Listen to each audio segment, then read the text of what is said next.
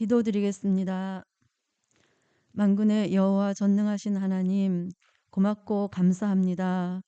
하나님, 우리가 한 해를 돌아보면서 우리의 실수와 부족을 하나님 앞에, 사람 앞에 너무나도 많이 드러내고 살았습니다. 회개합니다. 이것을 누구의 탓이 아닌 자신을 돌아보고 순종하고 기도하는 종들에게 아름다운 한 해를 끝맺음하는 아름다운 한 해가 될 수 있도록 도와 주시옵소서. 이 밤에도 기도하고자 모인 종들에게 순종하는 영을 부어 주시고 기도하는 영을 부어 주시옵소서. 감사하며 예수님 이름으로 기도드립니다. 아멘. 하나님의 말씀 보십니다.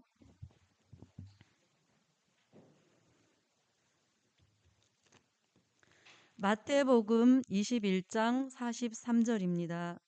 마태복음 21장 43절입니다. 그러므로 내가 너희에게 이르노니 하나님의 나라를 너희는 빼앗기고 그 나라의 열매 맺는 백성이 받으리라. 아멘. 한 곳을 더 보십니다. 요한계시록 14장 4절입니다. 이 사람들은 여자로 더불어 더럽히지 아니하고 정절이 있는 자라. 어린 양이 어디로 인도하든지 따라가는 자며 사람 가운데서 구속을 받아 처음 익은 열매로 하나님과 어린 양에게 속한 자들이니. 아멘.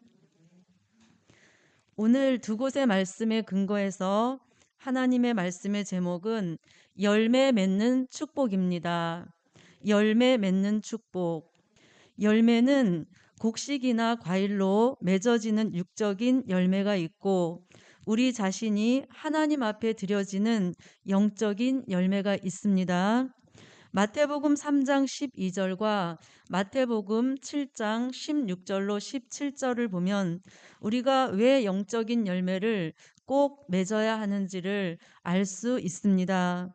마태복음 3장 12절에는 예수님은 직접 자기의 타작마당을 정하사 알곡은 모아 곳간에 들이시고 쭉정이는 모아 불에 던지신다고 말씀하고 있습니다. 여기서 곡간이라고 하는 것은 이 땅 위에 1000년 동안 이루어지는 천년왕국 그리스도의 나라를 말씀합니다. 마태복음 7장 16절로 20절에서는 사람을 나무에 비유하시고 아름다운 열매 맺지 못하는 나무마다 찍어서 불에 던지운다 이렇게 말씀하고 있습니다. 이런 좋지 않은 결말을 보지 않기 위해서는 우리가 영적인 열매가 꼭 되어야 하는 것입니다. 하나님은 예레미야 17장 7절로 8절에 여호와를 의지하고 의뢰하는 자는 복을 받을 것이며 결실이 그치지 아니함 같으리라 이렇게 말씀하셨으니 여호와를 의지하고 의뢰하는 그 종이 물가에 심기운 나무 같아서 열매가 계속 맺혀진다는 말씀인 것입니다. 열매 맺는 축복 저와 여러분에게 꼭 있으시기를 바랍니다. 육적인 열매를 얻기 위해서는 농부가 씨를 뿌리고 가꾸는 때가 있고 가을이 되면 반드시 거두는 역사가 있습니다. 영적인 열매도 복음의 씨를 뿌리고 가꾸는 때가 있었다면 열매를 거두는 때가 있습니다. 그렇다면 지금 우리 시대가 복음의 씨를 뿌리는 시대인지 또 가꾸는 시대인지 거두는 시대인지를 분별하는 일은 아주 매우 중요한 것입니다. 오늘은 열매를 맺는 방법에 대해서 말씀을 다시 상고해 보고자 합니다. 육적인 열매를 맺기 위해서도 충분한 수분과 햇빛이 공급되는 환경의 조건이 맞아야 좋은 열매를 맺을 수 있습니다. 그렇듯이 영적인 열매를 맺기 위해서도 조건이 따르는 것입니다. 그 첫째, 될 일의 말씀이 채워져야 한다. 될 일의 말씀이 채워져야 합니다. 말씀은 계시록 1장 1절입니다. 함께 읽어보겠습니다. 예수 그리스도의 계시라. 이는 하나님이 그에게 주사 반드시 속히 될 일을 그 종들에게 보이시려고 그 천사를 그 종 요한에게 보내어 지시하신 것이라. 아멘. 열매는 속이 꽉 차 있어야 열매라고 하는 것입니다. 속이 반만 차 있어도 열매로 보지 않는 것입니다. 반쪽정이라고 이렇게 말을 합니다. 그렇다면 영적인 열매가 되기 위해서도 무엇인가를 채워야 하는데 될 일의 말씀인 것입니다. 말씀은 신구약 성경 66권이 된 일의 말씀과 될 일의 말씀으로 완성되어 있습니다. 된 일의 말씀은 고린도전서 15장 3절로 4절 같이 성경대로 된 일로서 예수님의 탄생, 예수님의 십자가, 또 예수님의 부활, 예수님의 승천이 된 일이며 이 말씀은 예언이 성취된 확정된 진리인 것입니다. 된 일의 말씀의 정의를 보면 과거에 있었던 사실을 가감 없이 기록해 놓은 말씀이 된 일의 말씀인 것입니다. 그렇다면 될 일의 말씀은 무엇인가? 앞으로 환란이 온다는 것입니다. 환란 후에는 재림이 있다. 그 다음에 재림 후에는 심판이 있다. 또 심판 후에는 이 땅에 천년왕국이 이루어진다. 그리고 천년왕국이 끝나면 새하늘과 새 땅, 무궁천국이 우리 앞에 미래에 펼쳐질 일들이 될 일인 것입니다. 그래서 될 일의 말씀의 정의를 보면 미래에 있게 될 사실을 가감 없이 기록해 놓은 말씀이다. 이렇게 말씀드립니다. 이 될 일의 말씀을 사도 요한은 요한계시록에서 무려 네 곳에서 계속 말씀하고 있는데 계시록 1장 1절에서는 반드시 속히 될 일이다. 또 1장 19절에서는 장차 될 일이다. 4장 1절에서는 마땅히 될 일이다. 또 22장 6절에서는 결코 속히 될 일이다. 이렇게 말씀하고 기록해 놓았으니 이 될 일의 말씀은 미래에 확실하게 사실로 이루어지는 말씀인 것입니다.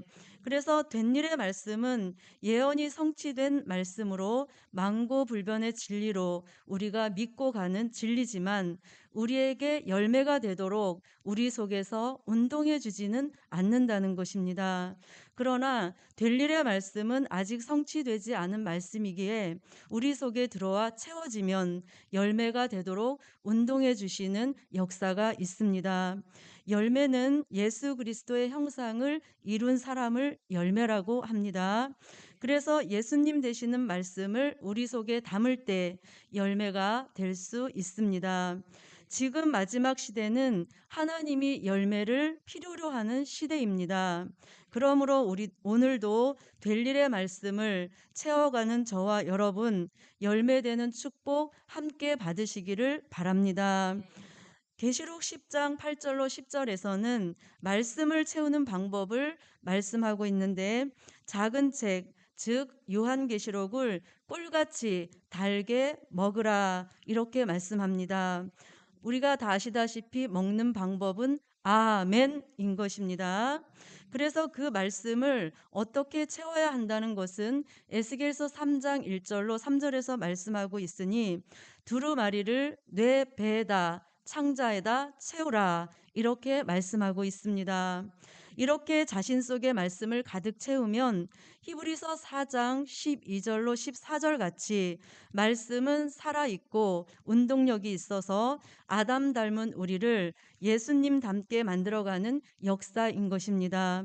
이는 마치 공기가 가득한 그릇에 물을 채우면 채운 만큼 공기가 빠져나가는 이치와 같이 될 일의 말씀을 가득 채운 만큼 우리 안에 나쁜 것들이 말씀의 힘에 밀려서 빠져나가서 이사야 43장 1절 같이 조성받는 역사가 일어나게 되는 것입니다. 조성이라 함은 될 일의 말씀으로 재창조 받는 것을 말씀합니다. 그래서 이 조성하시는 단계를 꼭 거쳐야지만 예수 그리스도의 형상을 이룬 열매가 되는 것입니다. 그러므로 열매 되기를 소망하는 하나님의 사람들에게 이 축복 꼭 함께 하실 줄 믿습니다. 열매 맺게 하시는 방법 두 번째입니다. 영광의 빛을 받아야 한다. 영광의 빛을 받아야 한다. 말씀은 이사야 60장 1절로 3절입니다. 찾으셨으면 함께 읽어보겠습니다. 일어나라, 빛을 발하라. 이는 내 빛이 이르렀고 여호와의 영광이 내 위에 임하였음이니라. 보라, 어두움이 땅을 덮을 것이며 캄캄함이 만민을 가려우려니와 오직 여호와께서 내 위에 임하실 것이며 그 영광이 내 위에 나타나리니 열방은 내 빛으로 열왕은 비치는 내 광명으로 나아오리라. 아멘. 햇빛을 잘 받은 열매가 색도 곱고 맛도 좋은 것입니다. 이와 같이 좋은 영적인 열매를 맺기 위해서도 빛은 필수 조건이라 할 수 있습니다. 지난 2000년 동안 우리에게 비추어 주신 빛이 있으니 생명의 빛입니다. 요한복음 1장 1절로 4절에 말씀 되시는 예수님이 육신을 입고 우리 가운데 오셨는데 그 안에 생명이 있었으니 이 생명은 사람들의 빛이라. 이렇게 말씀하셨으니 생명의 빛이라고 합니다. 그 빛을 이사야 선지자는 이사야 9장 1절로 2절에 사망의 그늘진 백성 가운데 큰 빛을 보았다. 이렇게 말씀합니다. 그 생명의 빛은 요한복음 5장 24절 같이 사망에서 생명으로 옮겨주시는 작용을 해온 빛의 역사입니다. 그래서 누구든지 생명의 빛을 받으면 하나님의 아들 예수 그리스도가 자신의 구주로 절대 믿어졌고 복음을 위해서라면 순교까지 할 수 있는 역사에 나아갔던 것입니다. 그래서 이 빛을 이사야 선지자도 이사야 49장 6절에 이방을 구원하기 위하여 비춰주신 빛이라 하여서 이방의 빛이라고도 합니다. 빛은 말씀 따라 내리시는 역사이므로 생명의 빛은 된 일의 말씀을 믿을 때, 전할 때, 또 들을 때 비추어 주시는 빛입니다. 이 생명의 빛을 저와 여러분이 받고 여기까지 올 수 있었던 것입니다. 그런데 이제 열매를 원하시는 하나님이 마지막 때가 되면 다시 한번 빛을 비추어 주시니 그 빛이 영광의 빛인 것입니다. 영광의 빛은 계시록 9장 1절로 2절 같이 무저갱이 열리고 전 세계가 흑암으로 덮여서 마태복음 25장 1절로 13절 같이 종과 교회가 다 졸며 자는 어두운 시대에 그 흑암을 밝힐 만한 유일한 빛인 것입니다. 또 영광의 빛을 받아야 하는 이유는 데살로니가 전서 5장 1절로 6절 같이 주의 재림을 영접할 사람은 영광의 빛을 받아서 빛의 아들, 낮의 아들이 될 때 주의 재림을 영접하게 되는 것이기 때문입니다. 이 영광의 빛은 될 일의 말씀을 믿을 때, 전할 때, 들을 때 비추어 주시니 될 일의 말씀을 먼저 듣고 오늘 저와 여러분이 열매되는 축복, 그리고 주의 재림을 영접하는 축복 반드시 받게 되는 줄 믿습니다. 열매 맺게 하시는 방법 세 번째입니다. 이슬과 단비를 받아야 한다. 이슬과 단비를 받아야 한다. 미가서 5장 7절로 9절입니다. 미가서 5장 7절로 9절입니다. 함께 읽겠습니다.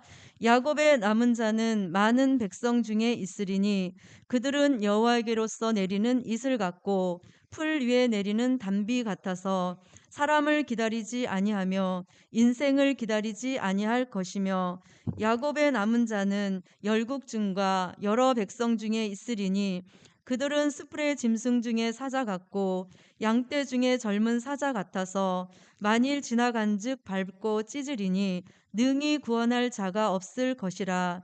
내 손이 내 대적 위에 들려서 내 모든 원수를 진멸하기를 바라노라. 아멘. 요한복음 4장 10절에 수가성 여인에게 예수님이 말씀하신 생수는 요한복음 7장 37절로 39절에 믿는 자가 받을 성령을 가리킴입니다. 그 성령을 요한복음 14장 16절로 17절, 26절에서는 보혜사 이렇게 말씀하고 있습니다.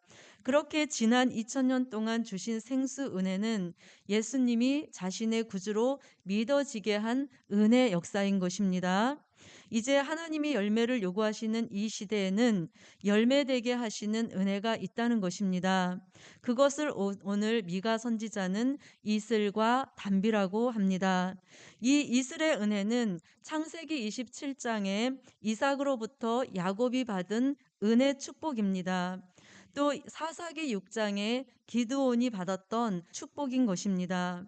이슬은 봄이나 여름에는 내리지 않습니다.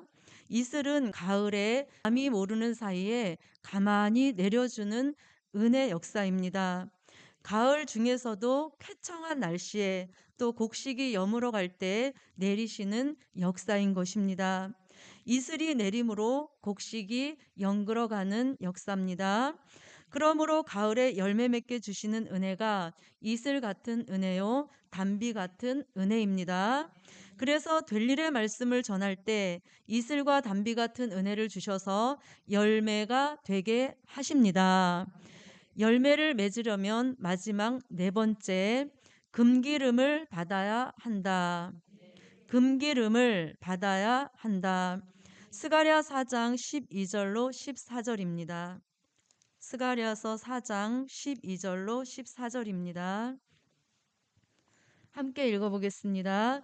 다시 그에게 물어 가로되 금 기름을 흘려내는 두 금관 옆에 있는 이 감람나무 두 가지는 무슨 뜻이니까?